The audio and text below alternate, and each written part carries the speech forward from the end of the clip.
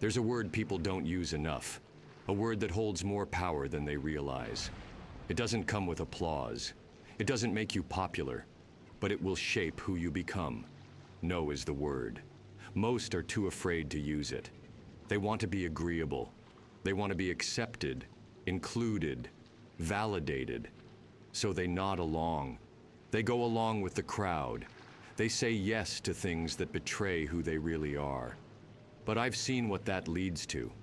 I've watched people become hollow versions of themselves, chained by the weight of expectations, stretched thin by obligations that don't serve them. You say yes to too many things, and suddenly your life isn't your own anymore. You're not building your legacy. You're just living out someone else's. You can't protect a city like Gotham by saying yes to everyone. And you can't protect your mind, your time, your purpose by being afraid to disappoint people. You need to draw the line. You need to make the choice that others won't. No is what you need to say. No to the shortcuts. No to the distractions. No to the people who don't believe in your mission. No to the old version of yourself that wants to stay safe and small. People will hate it. They'll call you difficult, arrogant, cold. Let them. Because while they're busy fitting in, you'll be building something unshakable. A code, a standard, a direction that doesn't waver with every passing opinion. That's what makes the difference between a man who follows the crowd and a man who stands above it.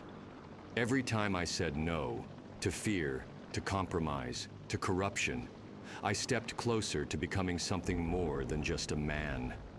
I became a symbol, a force, and you can too.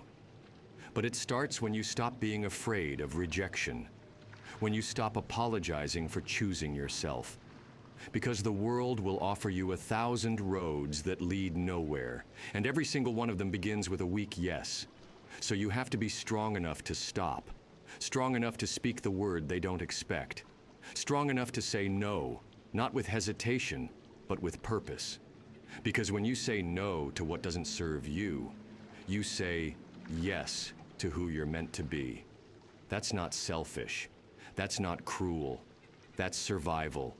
That's focus. That is justice.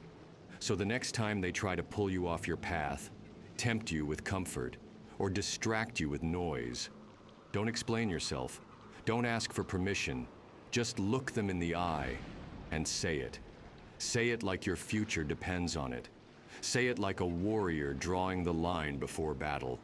Say it like a man who's done playing nice. No,